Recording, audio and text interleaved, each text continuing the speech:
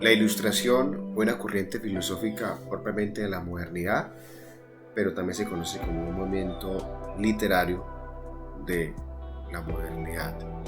De modo que ahí se encuentran algunas ideas en común frente a lo que es filosofía y literatura, incluso también con la política o la filosofía política. Hay algunos asuntos que también se relacionan frente a los nuevos gobiernos que en aquel momento se desarrollaban en Francia, en Inglaterra. Bueno, hemos visto entonces que aquí predominó lo que se conoce como el siglo de la luz. El siglo de la luz es en cuanto que la razón va a ser el centro y la medida de todas las cosas. En efecto, el hombre. Ya la fe queda superada. Incluso no podemos decir que queda en un segundo plano. La fe ya no es un problema que le preocupe a la filosofía. La existencia de Dios ya no es un asunto que le interpele la filosofía, ni mucho menos el hecho religioso. Todo se va a centrar en el método científico, en el humanismo, todo se va a centrar en las revoluciones, de manera especial las industriales, y que esto va a desencadenar pues otras consecuencias sociales y políticas. De modo que la razón es la vía o el camino que predominó para el siglo XVII y siglo XVIII, donde a partir de ella se van a gestar una serie de movimientos culturales y artísticos y de literatura. Asimismo, la razón va a predominar, puesto que coge fuerza y va a ser la única alternativa inspiradora epistemológica para explicar lo que acontece. Y esto va a desarrollar una serie de artes para explicar los fenómenos apoyados en la razón, que ya venían desde la antigüedad o desde la Edad Media algunas de esas artes, pero en este contexto exclusivamente se van a centrar haciendo uso de la razón. Entonces tenemos como la música, tenemos la pintura, la escultura, la arquitectura, tenemos la literatura, la filosofía y lo que hoy por hoy se conoce como el séptimo arte, que sería el cine y también el teatro. Bueno, de modo que la razón va a ser el centro de todo. Apoyado en esa premisa es como van a empezar a florecer todas las ideas de la modernidad. Y esto lleva a una serie de consecuencias intelectuales, una serie de consecuencias epistemológicas, es decir, la manera como se iba a gestar el nuevo conocimiento. Y para ello fue el deísmo, el escepticismo, el ateísmo y el materialismo. El deísmo es aquella doctrina o corriente teológica, porque aquí se está reflexionando sobre el hecho de Dios y el hecho religioso, donde se encuentra Dios en toda la creación, en donde Dios está presente en cada una de las especies y en cada uno de los seres del cosmos. Deísmo, encontrar a Dios presente en todo, tanto en acción-reacción, entre causa-efecto, entre causa-consecuencia. Entonces, un ejemplo, contemplar a Dios presente en la roca, contemplar a Dios presente en el caballo y en la yegua, contemplar a Dios presente en el árbol que se cae. Es decir, puesto que Dios está en todo, ese es el famoso deísmo, pero no se cree o no se contempla ese concepto de Dios mediante milagros, mediante cultos, mediante revelaciones, mediante conglomerados de prácticas religiosas, como bien puede ser una misa, un culto, donde Dios específicamente está en un lugar determinado como es el sagrario. No, para el deísmo Dios está presente en todo, incluso en los mismos actos que no son consecuentes, que no son coherentes para con el mismo hecho religioso. El escepticismo, ser escéptico, los escépticos, es dudar, es cuestionar o poner en tela de juicio todo. De manera especial, pues este tema del hecho religioso o del hecho teológico, donde se pone en duda la misma existencia de Dios y todos los contextos, todas las situaciones del hombre y el mundo en el que se desempeña. Es decir, ser incrédulo de todo, hasta dudar y cuestionar de la misma existencia, es decir, dudar de que yo existo, de que yo estoy aquí, dudar y cuestionar de los mismos conceptos y de los valores éticos y morales. Y el escepticismo, pues, es un punto también muy revolucionario de la filosofía moderna que conduce al hombre a que piense. Yo creo que esto es como una alternativa muy revolucionaria, muy emancipadora frente a lo que se desarrollaba en la Edad Media. Recordemos que en el contexto medieval no se podía dudar, no se podía ser escéptico de nada, ni mucho menos de lo que era el cristianismo. Y si así era, pues ya se sabía qué le pasaba. De modo que este escepticismo tampoco es dudar por dudar.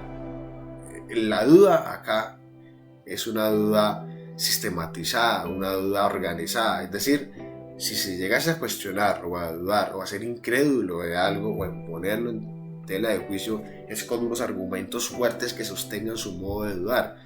Y no simplemente es decir, no creo en Dios porque sí, porque es que así lo siento, o porque es que no lo veo, o no creo que la vida tenga otra existencia después de la muerte. ¿Pero por qué? Porque sí. Es decir, es una duda metódica con la que nos habla René Descartes. El ateísmo. Bueno, el término ateo, a quiere decir sin, del prefijo griego sin, y teo, Dios, o sea, sin Dios. Es un ateísmo sistematizado, puesto que el hombre moderno se va a liberar o a independizar de esa idea de Dios. En efecto, no va a desarrollar prácticas, experiencias, vinculaciones a un sistema religioso. De manera especial, el cristianismo, que era el que más imperaba en este contexto moderno. El hombre moderno quedó muy agitado, muy agotado de todo lo que aconteció en la Edad Media y necesitaba liberarse, necesitaba renacer, necesitaba emanciparse de ese reduccionismo en el cual la Edad Media lo sometió. De modo que necesita establecer ideas, doctrinas y corrientes filosóficas para liberarse. Y ahí vienen autores como Guillermo Federico Nietzsche, este alemán, que nos expone la teoría del superhombre, en cuanto que el hombre es el ser superior en el cosmos y que necesita hacer una transmutación de los valores y que él mismo es el que los organiza.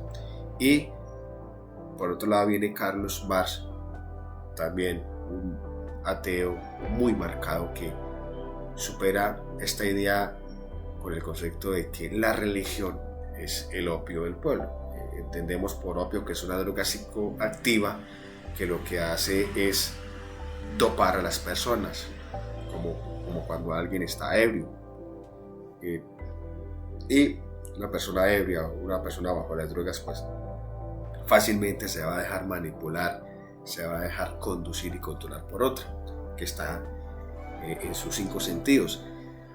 Marx, al hablar que la religión es el opio del pueblo, quiere decir que la religión es la que nos embrutece, que la religión es la que nos reduce, es la que nos controla, es la que nos manipula con doctrinas, con ideas, como tenga paciencia, baje la cabeza, sea humilde, sea obediente, sea casto, sea puro.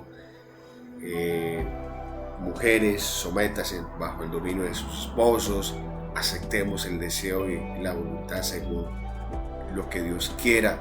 Eso es ese reduccionismo o ese opio del que nos habla Carlos Marx, y que es necesario superar todo eso para que el hombre pueda reinar en su propio imperio y ser superior a todo ello que simplemente son unas teorías o simplemente son unas doctrinas desde esa perspectiva.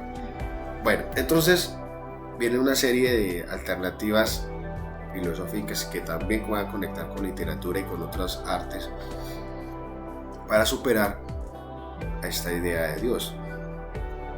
Y van a hablar, por ejemplo, Nietzsche, de que Dios ha muerto, que el hombre necesita matar a Dios.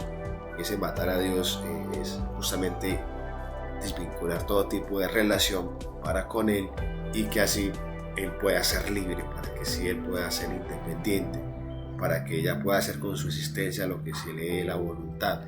Ya no va a tener ni mandamientos, ya no va a tener reglas, ya no va a tener códigos de conducta ni doctrinas que le digan qué es lo que tiene que hacer, sino que Él mismo va a hacer una transmutación de valores y se las va a poner. Por lo tanto, va a ser un superhombre. Aquí tenemos también la idea de materialismo, y es que esta se centra que en todo lo que existe, todo lo que hay en el universo, todo lo real, toda la realidad se puede corroborar empírica o científicamente, sí se puede demostrar, y que la materia es el único elemento válido para decir que algo es real. De lo contrario, pues no existe ni tiene validez. Esto pues da pie para la construcción del método científico. Y aquí también entra en tela de juicio la existencia de Dios. En efecto, si a Dios no se le puede comprobar empíricamente o materialmente, pues de lo contrario no hay otra probabilidad de decir que existe. Y también se desarrollan procesos económicos, por ejemplo, Carlos Marx con la creación del comunismo, de donde empieza con Lenin, luego más adelante termina con Stalin en la creación de un sistema político y un sistema económico en el mundo, donde hay una lucha de clases, una guerra de clases entre el proletariado y la burguesía. Esto desencadena grandes revoluciones en el mundo, de manera especial como la francesa, que en el fondo también se van de frente contra una iglesia burguesa, es decir, una iglesia acomodada. Otro de los grandes hechos que se destacan en la Ilustración es el nacimiento y el origen de la enciclopedia, que creo que todos sabemos y conocemos qué es una enciclopedia, que en su momento era la gran novedad, es decir, nunca había habido en la antigüedad un texto donde se resumiera artículos, aportes, ideas, pensamientos, avances, resultados de investigación o de teorías o movimientos. Nunca lo ha habido, puesto que la educación en el contexto griego, en el contexto medieval, era reservado para una clase privilegiada. Ya para la modernidad, con Juan Amos Comenius en el siglo XVII nace el concepto de escuela, y este señor crea un currículo y crea la idea que la educación debe ser un derecho y un bien para todo individuo, donde éste tenga la posibilidad de acceder a un mundo desconocido, como es saber leer, saber escribir, interpretar, comprender, analizar, bueno, todo lo que usted ya sabe. Y la enciclopedia, con los enciclopedistas, van a usar este recurso en textos, en volúmenes que los encontramos hoy en día en las bibliotecas, que en algún tiempo, no solamente en ese contexto, sino antes de que surgiera la internet o los medios o los recursos digitales de educación o de comunicación, eran muy visitadas en las bibliotecas, y el gran placer de un estudiante era ir a la biblioteca y encontrar una enciclopedia donde se clasificara por temas: matemática, física, historia, sociales, geografía, filosofía, y encontrar allí datos, informes, imágenes, ilustraciones, textos, avances, resultados de una manera muy organizada y sistematizada. Básicamente esa era como el Google de la actualidad, hablando ya de la internet. De modo que nace por aquella época y empiezan con la enciclopedia a difundir ideas, porque ya había acceso a la información, ya había acceso a la lectura, ya había acceso al conocimiento, ya había acceso a la educación, ya los individuos se podían formar y así salir de la ignorancia. Entonces empezaban a conocer ideas de Rousseau, de Voltaire, de Montesquieu, ideas de Nietzsche, todo lo que se pudiese leer, hechos que antes de la modernidad no pasaba, porque los individuos no sabían leer ni escribir. Y sobre todo va a ir en contra de ideas conservadoras, ideas eclesiásticas por excelencia, y donde se le quiere abrir la mentalidad o la perspectiva a los individuos, es decir, que accedan a las comunicaciones, como hoy en día, por ejemplo, decir el internet. Cualquiera puede conocer, cualquiera puede investigar y saber sobre cómo funcionan muchas cosas sin ningún problema. Vamos entonces a centrarnos ya propiamente en nuestro trabajo en Classroom y en Zoom sobre los aportes de la ilustración en 5 autores: Thomas Hobbes, Voltaire, Montesquieu, Juan Jacobo Rousseau y John Locke, entre otros. ¿Cuál fue su punto de vista, su perspectiva, sobre todo en política, sobre asuntos de libertad de pensamiento que ellos le van a aportar a la ilustración? Espero pues que con esta contextualización y esta introducción a la ilustración podamos hacer un buen acercamiento a los conceptos o a los aportes propiamente dichos de estos autores. Muchas gracias.